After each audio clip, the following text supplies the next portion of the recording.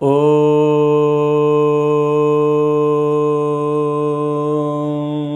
सहना भवतु सहनौ भुनक्तु सह वीर्यं करवावहै तेजस्विनावधीतमस्तु मा विद्विषावहै। ओम शांति शांति शांति।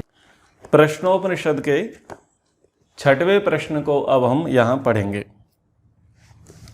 ब्रह्म की 16 कलाओं के विषय में यहाँ पर बताया गया है। आपको ये 16 कलाएं, ये शब्द परिचित होगा क्योंकि आप अवतारों की चर्चाएं सुनते हैं। एक 12 कला अवतार और एक 16 कला अवतार। 12 कला अवतार श्री रामचंद्र जी को पौराणिक जगत में मानते हैं और 16 कला अवतार श्री कृष्णचंद्र जी को पौराणिक जगत में मानते हैं। प्रश्नोपनिषद में इन 16 कलाओं का वर्णन किया गया है और वह 16 कलाएं किसकी हैं? वो ब्रह्म की हैं। तो अब प्रश्न आरंभ होता है 6वां। अथ ह एनम सुकेशा भारद्वाजः पप्रच्छ। तो प्रश्न पूछा गया। इसके बाद सुकेशा के द्वारा, जो भरद्वाज गोत्री है, उसने प्रश्न पूछा और प्रश्न पूछने से पहले उसने प्रसंग बताया। वो कहना चाह रहा है कि गुरुजी, मैं आपसे जो प्रश्न कर रहा हूं उस प्रश्न की प्रस्तावना भूमिका इस प्रकार है। क्या कहता है? भगवन् हिरण्यनाभः कौशल्यो राजपुत्रो माम उपेत्य एतम प्रश्नम अप्रक्षत। कि हे भगवान पिप्पलाद, एक राजपुत्र मेरे पास आया,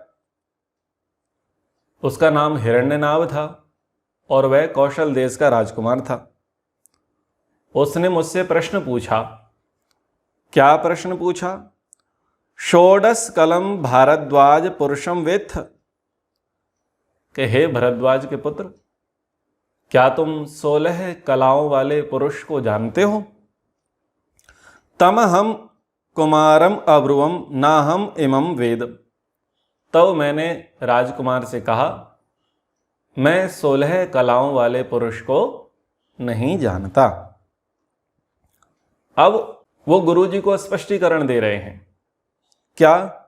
यदि अहम इमम वेदी सम कथम ते नावक्ष्याम इति। यदि मैं जानता कि मैं 16 कलाओं वाले पुरुष को जानता हूं, तो फिर उसे क्यों ना कहता? समूलो वा एस परिशुष्यति यो अनृतम अभिवदति तस्मात् न अर्हामि अनृतम वक्तुम। और उन्होंने कहा कि हे गुरुजी, यदि मैं झूठ बोलता, मैं ये कहता कि मैं 16 कला वाले पुरुष को जानता हूं और प्रकरण से विरुद्ध बोलता, तो इससे मेरा समूल विनाश हो जाता, क्योंकि मिथ्या बोलने वाले का समूल विनाश होता है। इसलिए मैंने झूठ नहीं बोला।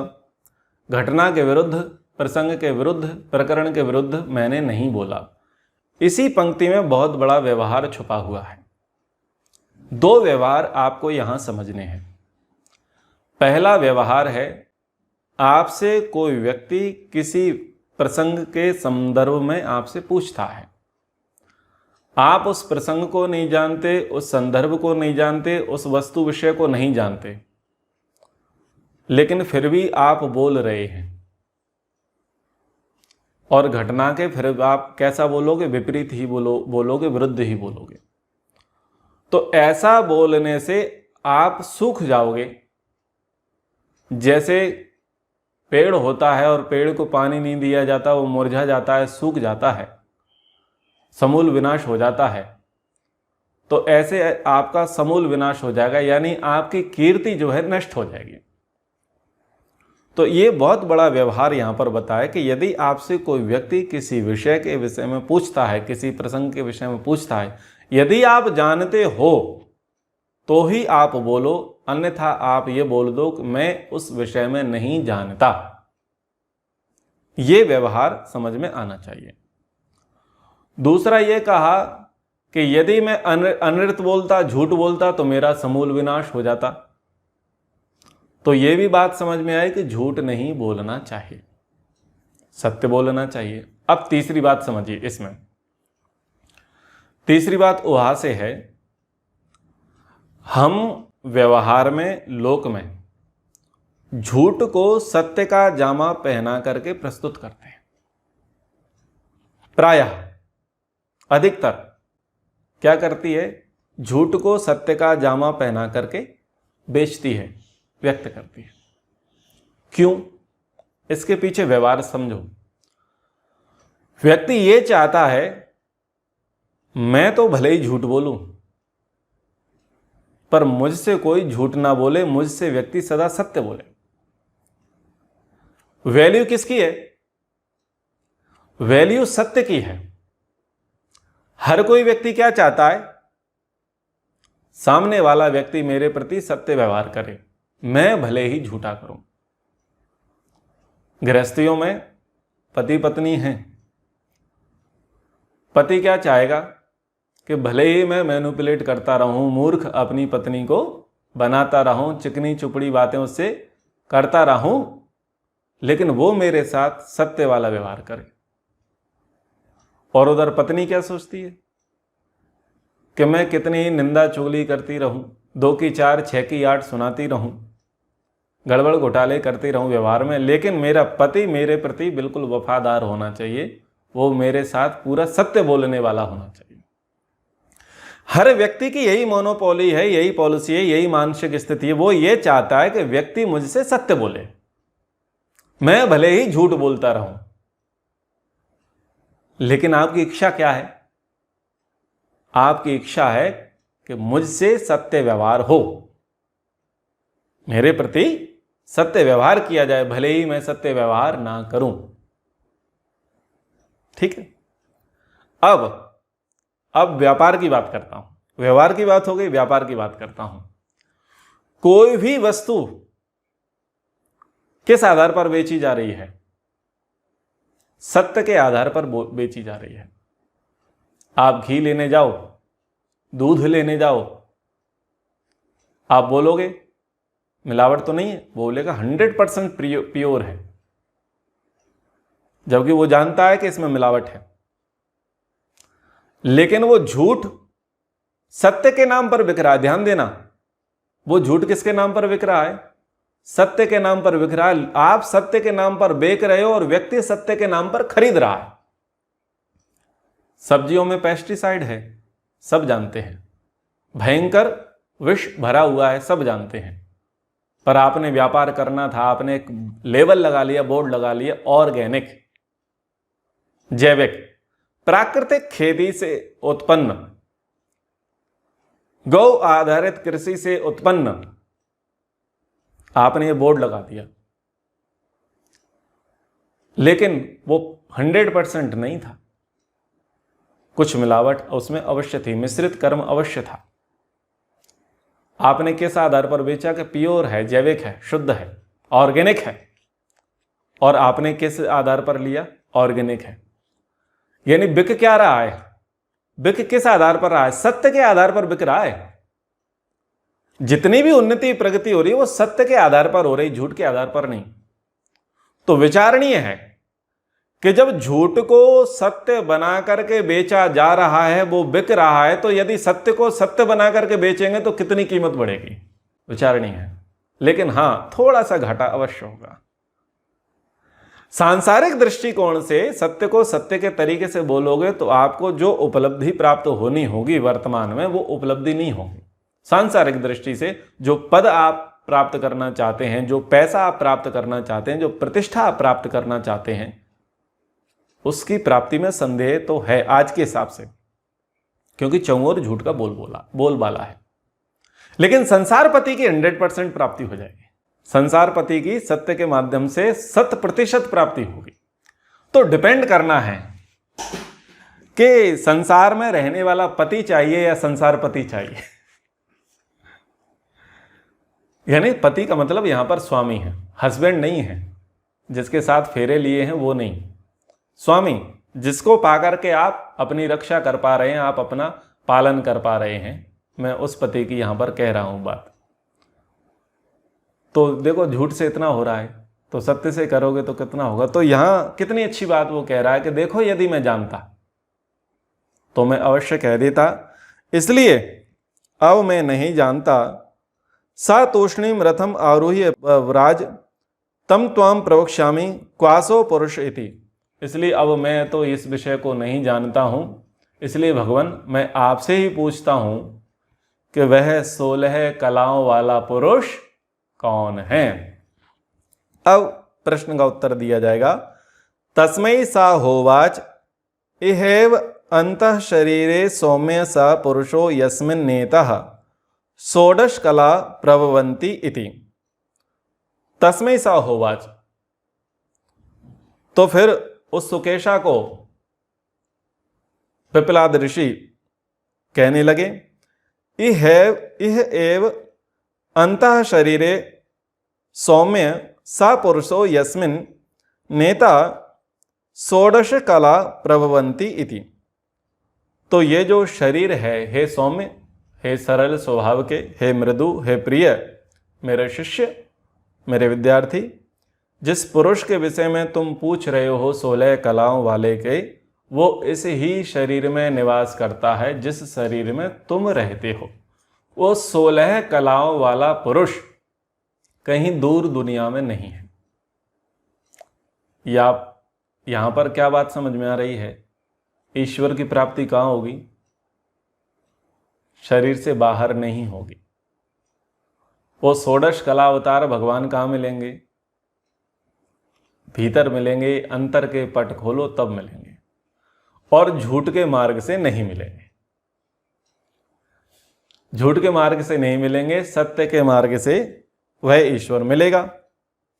सा इक्षा चक्रे कस्मिन् ह उत्क्रामते उत्क्रामन्तो भविष्यामि कस्मिन् वा प्रतिष्ठिते प्रतिष्ठास्याम इति प्रतिष्ठास्यामि इति। तो फिर वहां पर विचार किया कि उसने इच्छा की, विचार किया। क्या विचार किया? कि इस शरीर में किसके निकलने से मुझे शरीर छोड़ देना पड़ जाता है। प्रश्न यही है कि 16 कला वाला पुरुष कहाँ रहता है? गुरु जी ने कहा 16 कला वाला पुरुष शरीर के भीतर रहता है। अब शरीर के भीतर है तो अब क्या करना है? मंथन करना है, चिंतन करना है। तो हम यानी जीवात्मा क्या विचार करेंगे कि हम इस शरीर में रह तो रहे हैं, पर हम किसके कारण से रह रहे हैं? ऐसा क्या साधन है जिसके कारण से हम रह रहे हैं?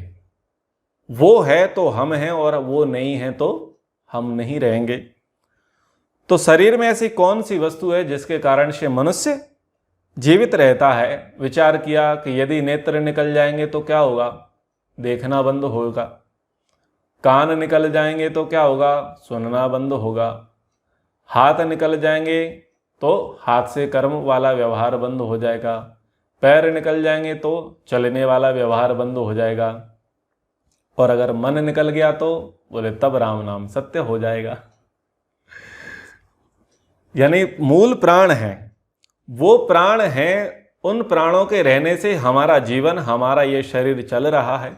और जब प्राण उत्क्रामन्ते, जब प्राण उठ करके चल देते हैं तो सब चल देते हैं, और जब प्राण प्रतिष्ठित हो जाते हैं तो हम इसमें प्रतिष्ठित हो जाते हैं। तो उसको ये बात तो समझ में आ गई कि प्राण के कारण से हम प्राणियों का शरीर जीवन चल रहा है। अब आगे प्रसंग कहा जा रहा है, भूमिका के साथ आगे प्रसंग बताया। श्लोक जो है, इस श्लोक को आप याद कर लेवें, लिख लेवें, नोट कर लेवें। इसमें ब्रह्म की 16 कलाओं का वर्णन है। स प्राणम असृजत प्राणात् श्रद्धाम खम वायु ज्योति आपः पृथ्वी इंद्रम मन अन्नम अन्नादि वीर्यम तपो मंत्रः कर्म लोका लोकेशु च नाम च। तो इसमें 16 कलाओं का वर्णन किया गया है। तो स प्राणम असृजत, तो पुरुष ने पहले पहले प्राण का सर्जन किया। ठीक है, प्राण द्वारा श्रद्धा का, फिर पृथ्वी का, अप का यानी जल का, तेज का, वायु का, आकाश का, इंद्रियां, मन, अन्न, वीर्य, तप, कर्म, लोक, नाम, इन 16 कलाओं का सृजन किया। और इन 16 कलाओं का जिसने सृजन किया वो 16 कलाएं ही इस पिंड और ब्रह्मांड में विराजमान है। उन 16 कलाओं से ये हमारा शरीर चल रहा है और उन्हीं 16 कलाओं से ये जो बाहर का संसार है वो बाहर का संसार भी चलायमान है। और वह 16 कला वाला कौन है? पुरुष है, परम पुरुष है, यानी वह परमात्मा है। तो इसके विषय में बहुत अच्छा व्याख्यान यहाँ पर एकादशोपनिषद पुस्तक में सत्यव्रत सिद्धालंकार जी ने लिखा। पुरुष रूप ब्रह्म की जो इसी मनुष्य शरीर में विद्यमान है, ऊपर कही गई 16 कलाएं हैं। कला का अर्थ है अंश, अंश का अर्थ होता है भाग।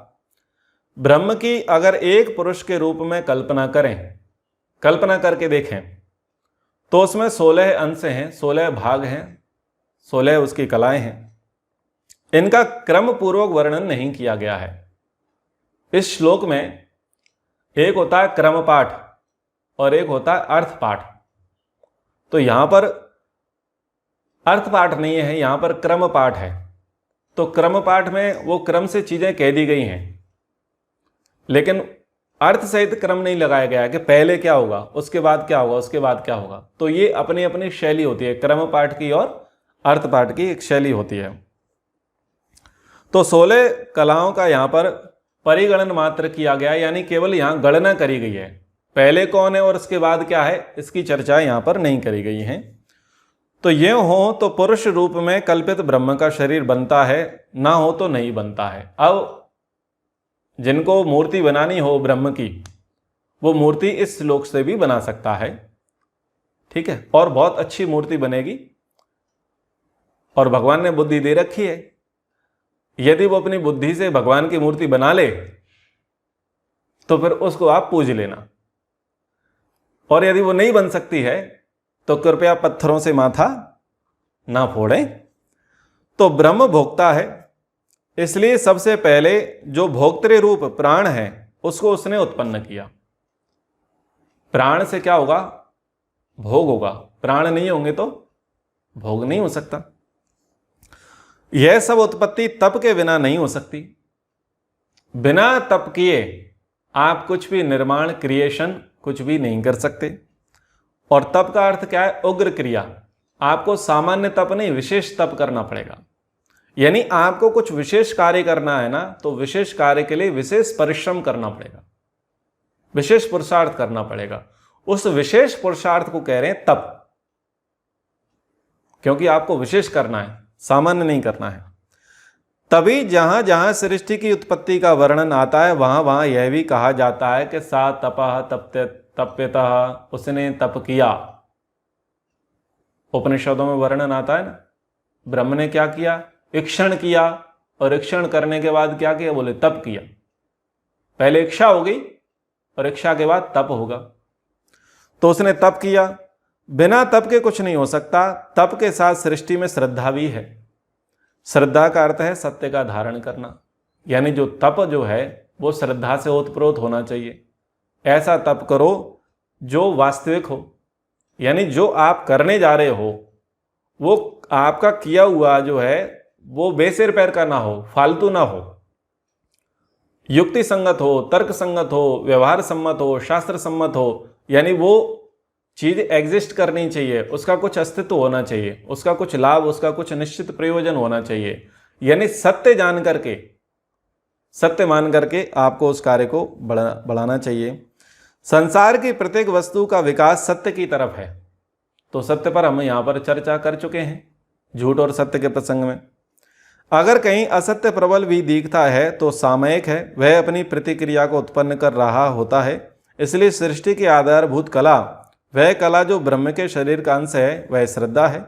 श्रद्धा का अर्थ है यह यहाँ पर विश्वास की संसार के प्रवाह की दिशा सत्य की तरफ है, असत्य की तरफ नहीं। यानी सब लोग सत्य को चाहते हैं, असत्य को नहीं चाहते। प्राण, तप और श्रद्धा के बाद पंच महाभूतों की उत्पत्ति हुई। आकाश, वायु, अग्नि, जल, पृथ्वी। एक एक भूत से एक एक इंद्रिय के साथ इनको संबद्ध किया गया। तो भूतों के बाद किसकी उत्पत्ति बताई है? इंद्रियों की। अतः महाभूतों की उत्पत्ति के बाद इंद्रियों की उत्पत्ति कही। इंद्रियों का जीवन मानसिक दृष्टि से मन पर और शारीरिक दृष्टि से अन्न पर निर्भर है। यानी ज्ञानेंद्रियां और कर्मेंद्रियां। ज्ञानेंद्रियां किस पर डिपेंड करती हैं? मन पर। और कर्मेंद्रियां किस पर डिपेंड करती हैं? अन्न पर। तो ये दो उन्होंने विभाग कर दिए। अतः मन तथा अन्न की भी उत्पत्ति हुई। क्रम समझ में आते जाएगा। इसकी उत्पत्ति हुई। अन्न का वास्तविक तत्व है वीर्य, ओज, तेज। क्योंकि अन्न का बहुत सा हिस्सा तो मलमूत्र बनकर फेंक ही दिया जाता है। अतः अन्न से बनने वाला अन्न का मूल तत्व वीर्य भी पुरुष की 16 कलाओं में से एक है। यानी अन्न से क्या बना? वीर्य। वीर्य से क्या बना? पुरुष बना। पुरुष यानी ये शरीर बना। पर यहां जीवात्मा नहीं है। लोग ये कह दें कि ब्रह्म का अंश जीवात्मा है, लोग ऐसे ही तो अर्थ निकालते हैं। वो बोले ब्रह्म की 16 कला थी, उन 16 कलाओं से और ये जीवात्मा की उत्पत्ति हुई। तो यहाँ पुरुष का अर्थ व्यक्ति ये निकाल लेता है कि ये ईश्वर ने ईक्षण किया, तप किया, प्राण को सृजन किया, श्रद्धा को उत्पन्न किया, तप को उत्पन्न किया, पंच महाभूतों को उत्पन्न किया, इंद्रियों को उत्पन्न किया, फिर मन को उत्पन्न किया, फिर अन्न को उत्पन्न किया, फिर उसके बाद उसने पुरुष को उत्पन्न किया। तो ऐसा नहीं है। अन्न से वीर्य बनेगा और वीर्य से संतति होगी, तो वो शरीर बनेगा। ध्यान देना, आत्मा नहीं बनेगा। क्योंकि जैसा प्रोडक्ट होगा, जैसा रॉ मटेरियल होगा, वैसा प्रोडक्ट होगा। ये सारे के सारे प्राण, तप, ये जिनकी भी गणना करी गई, ये सारे के सारे जड़ पदार्थ हैं। और जड़ पदार्थ से चेतन की उत्पत्ति नहीं हो सकती। अन्न जड़ है और वीर्य भी जड़ है, रजवीर्य भी जड़ है। तो जड़ से जड़ की उत्पत्ति होगी, चेतन की नहीं होगी। तो वो जो पुरुष है, वो पुरुष यानी शरीर, वो शरीर की उत्पत्ति हुई है वहां पर, जीवात्मा की उत्पत्ति नहीं हुई है। इसलिए ध्यान देवें। तो फिर शरीर का निर्माण हुआ। शरीर की रचना के बाद मनुष्य शारीरिक और मानसिक कार्य करता है। शारीरिक कार्य भी करेगा और मानसिक कार्य भी करेगा। शारीरिक कार्य कर्म और मानसिक कार्य मंत्र। समझ में आ गया? तो ईश्वर ने किसको उत्पन्न किया? कर्म को उत्पन्न किया। भाई मनुष्य बन गया तो क्या करेगा? कर्म करेगा ना। सकाम करेगा या निष्काम करेगा? 2 प्रकार के कर्म करेगा। और कर्म कैसे करेगा? मंत्र से करेगा, विचार से करेगा। बिना विचारे थोड़ी ना करेगा। बुरा काम करेगा वो भी विचार के करेगा, और भला काम करेगा वो भी विचार के करेगा। मंत्र यानी विचार। यह मंत्र का मतलब वेद मंत्र नहीं है। तो उसको उत्पन्न करेगा। तथा कर्म तथा मंत्र के अतिरिक्त सृष्टि के नाम रूप भी हैं। अब मनुष्य उत्पन्न हुआ, मनुष्य के उत्पन्न होने से उसको कर्म भी दे दिया और मंत्र भी दे दिया। लेकिन रूप की आवश्यकता है। रूप बनेगा, डिजाइन बनेगा, आकार बनेगा, यानी लोक बनेगा। वस्तुओं के शेप बनेगा, आकार प्रकार बनेंगे। तो किसको क्या बोलते हैं, ये नाम भी जरूरी है ना। तो लोक बना और लोक के बाद नाम बना। महर्षि मनु जी सृष्टि उत्पत्ति प्रसंग में कहते हैं कि वेद में सब पदार्थों के नाम धरे हैं। पृथ्वी को पृथ्वी क्यों बोलेंगे, जल को जल क्यों बोलेंगे, अग्नि को अग्नि क्यों बोलेंगे, माता को माता क्यों बोलेंगे, पिता को पिता क्यों बोलेंगे। तो वहां पर वृक्ष वनस्पतियों की बातें कहेंगे, किसको वृक्ष कहेंगे, किसको वनस्पति कहेंगे, किसको औषधि कहेंगे। इस प्रसंग में वहां पर बातें आई हैं। फिर जलचर, फिर अंडज, उद्भिज, स्वेदज, जरायुज, इसकी सृष्टि उत्पत्ति बताई है। वहां उस प्रसंग में मनुस्मृति में कहा गया है। तो ये सारे लोक, लोक यानी वस्तु, डिजाइन, शेप, आकार, ये सारे के सारे जो मटेरियल है वो मटेरियल भी परमात्मा ने बनाया। किस मटेरियल को क्या बोलोगे? ये नाम किसने रखा? ये नाम भी परमात्मा ने रखा कि इसको ये बोलते हैं। और परमात्मा ने नाम ऐसे रखे हैं, वो यूनिक हैं। नाम यथा नाम तथा गुण, ऐसे सामान्य नाम नहीं कर दिए जैसे आप और हम बच्चों के कुछ नाम रख देते हैं। बेटे का नाम शेर सिंह और कुत्ते से डर जाए, बेटे का नाम धनपाल और बिल्कुल कंगाल पाल, ठीक है ना। बेटी का नाम लक्ष्मी, बेटी का नाम शांति और सुबह शाम करती हो क्रांति। बेटी का नाम ममता और वो भयंकर क्रूर हो, ठीक है ना। तो ऐसे जो हम लोग नाम रख देते हैं बेसिर पैर के, यथा नाम तथा गुण हम नहीं रख पाते हैं, लेकिन ईश्वर के यथा नाम तथा गुण है। उसने जितने जितने पदार्थों को रचा है उन पदार्थों के उसने उतने उतने नाम धरे हैं। सा यथेमाम नद्या स्यंदमाना समुद्रायणः समुद्रम प्राप्यस्तम गच्छन्ति विद्यते तासाम नाम रूपे समुद्र इति एवं प्रोच्यते। एवं एव अस्य परिदृष्टुम अरिमा षोडश कला पुरुषायणः पुरुषं प्राप्यस्ताम गच्छन्ति विद्यते चासाम नाम रूपे पुरुष इति एवं प्रोच्यते। सा एषो कलो अमृतो भवति तद एष श्लोकः। तो यहाँ पर जो 16 कलाओं का वर्णन किया गया, प्राण से लेकर के नाम रूप तक लेकर के जो 16 कलाओं का वर्णन किया गया, तो उसके विषय में बता रहे हैं। एक प्रसंग बताया कि ये सारी 16 कलाएं कहाँ से उत्पन्न होती हैं और किस में जाकर के मिल जाती हैं। कहाँ से उत्पन्न होती हैं और किस में जाकर के मिल जाती हैं। तो उसके लिए यहाँ पर नदी का वर्णन किया है। पिपलाद ऋषि कहते हैं कि जिस प्रकार ये जो नदियाँ बह रही हैं, जब तक अपने मुख्य स्थान समुद्र तक नहीं पहुँचती तब तक इनका नाम और रूप पृथक पृथक है। किसी को सरस्वती बोलोगे, किसी को वेतवा बोलोगे, किसी को सिंध बोलोगे, किसी को गोदावरी, किसी को कावेरी, किसी को ब्रह्मपुत्रा, किसी को अलग अलग नामों से आप बोलोगे और इसके अलग अलग रूप दिखाई देंगे। कोई इतनी चौड़ी है, कोई इतनी लंबी है, कोई कहाँ से निकलती है, कोई कहाँ से निकलती है। सब प्रकार की वो नदियाँ वहाँ पर दिखाई देंगी, अलग अलग प्रकार से। उनके अलग अलग नाम दिखाई देंगे और अलग अलग रूप उनके दिखाई देंगे। लेकिन जब उसका विलय होता है, और विलय सबसे अद्भुत होता है। आपके लिए मैं बहुत अच्छा आश्चर्य प्रस्तुत करता हूं। यदि आपको कुछ देखना हो ना, तो यदि कोई ऐसे प्लेस हो तो उस विलय को आप अवश्य देखना कि जब नदी समुद्र में मिलती है। क्योंकि प्रायः ऐसे प्लेस देखे नहीं जाते कि आप तटस्थ होकर के किनारे पर रह करके आप ये देखें ये नदी है और ये समुद्र है। वो अपने आप में बड़ा कौतूहल, बहुत बड़ा आश्चर्य है। देखो, जन्मते हुए व्यक्तियों को आपने देखा कि कोख से निकला, पिंड से निकला, ब्रह्मांड में आ गया। और मरते हुए व्यक्ति को भी आप खूब देख रहे हैं कि देखो अभी शरीर था और ये अनंत में विलीन हो गया। लेकिन इससे भी बड़ा कौतूहल और इससे बड़ा आश्चर्य आपको यही दिखेगा कि नदी समुद्र में जो मिल रही है वो अपने आप में भयंकर आश्चर्य होगा। तो जब वो वहां मिल रही होती है तो आप पहचान नहीं पाते कि मिल रही है कि नहीं मिल रही है। और मिलने के बाद उसका पूरा अस्तित्व समाप्त हो जाता है और क्या रहता है शेष? समुद्र। समुद्र से ही सारी नदियां बनती हैं। समुद्र से सारी नदियां बनेंगी और वो सारी नदियां बाद में समुद्र में जाकर के समाप्त हो जाएंगी। हम ईश्वर के घर से चले थे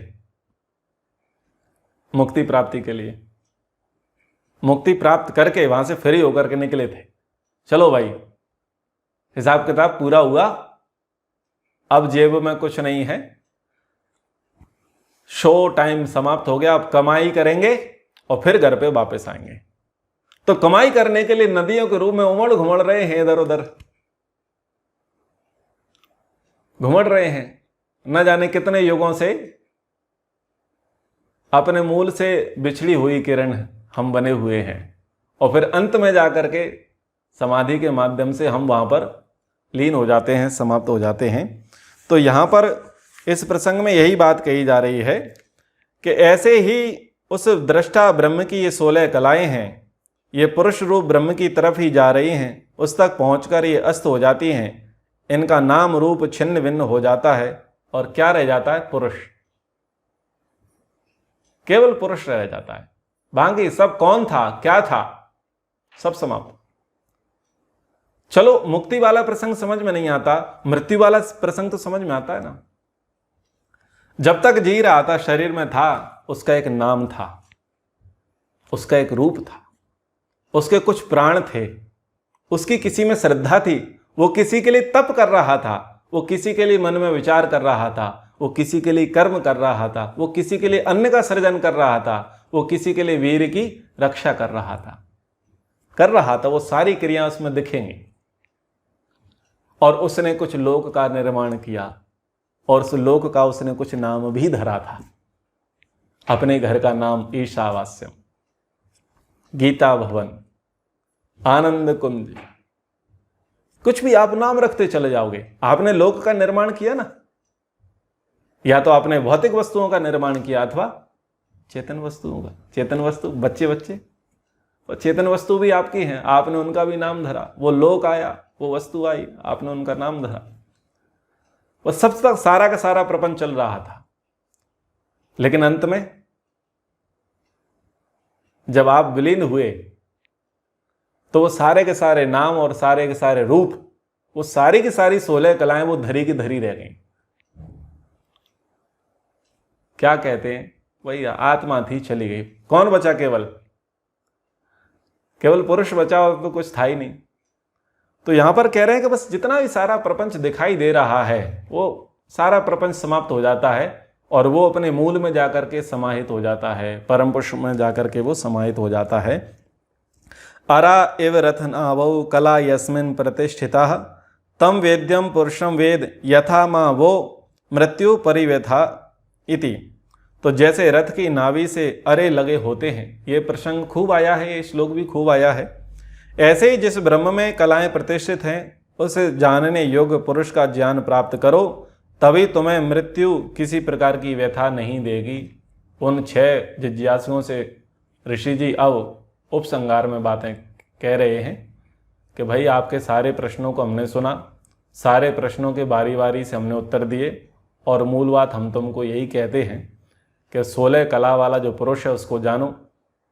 और ये सारी 16 कलाओं से ये पिंड और ब्रह्मांड, इसका सृजन हुआ है और इसके मूल में वो पुरुष है। जैसे सारी नदियाँ समुद्र में जाकर के अपने अस्तित्व को खो देती हैं और समुद्र में विलीन हो जाती हैं, ऐसे ये सारी 16 कलाएं इस पुरुष में विलीन हो जाती हैं। तो वो पुरुष जानने योग्य है।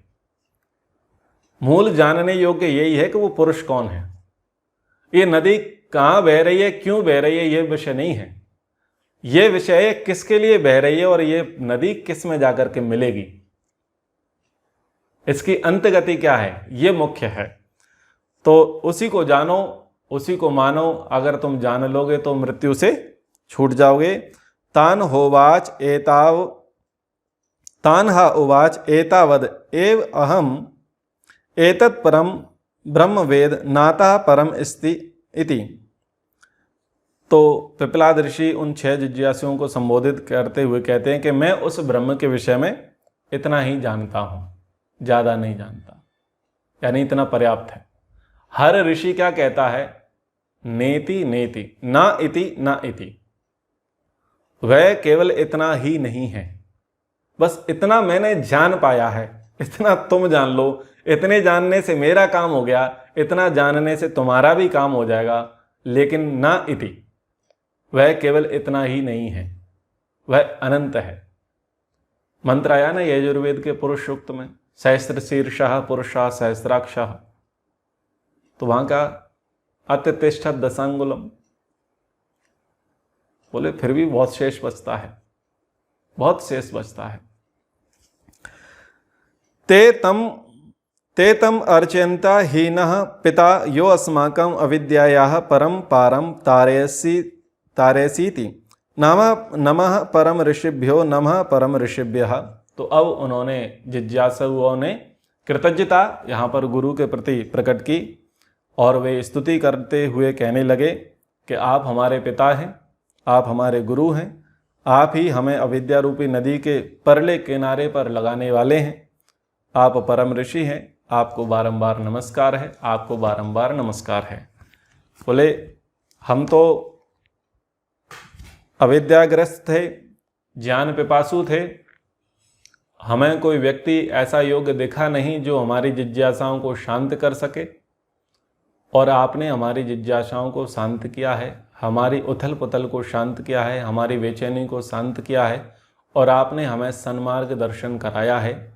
इसलिए हम आपको अपना पिता स्वीकारते हैं, हम आपको गुरु स्वीकारते हैं, और हम आपका बार बार वंदन करते हैं, अभिनंदन करते हैं। तो पाठ के अंत में भी बहुत अच्छी शिक्षा है।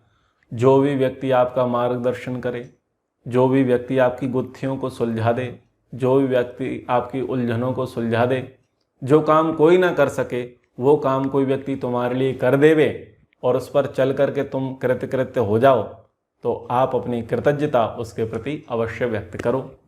तो आज हमने ब्रह्म की 16 कलाओं के विषय में इस पाठ को सुना, समझा, जाना। प्रश्नोपनिषद अब यहाँ पर पूर्ण होता है। आगे से हम सांख्य दर्शन आरंभ करेंगे। सांख्य दर्शन के बाद अथवा जैसी स्थितियां बनेंगी हम मुंडक उपनिषद आरंभ भी करेंगे, परंतु अभी कुछ काल के लिए यहाँ पर उपनिषद अध्ययन पर विराम करेंगे। ओ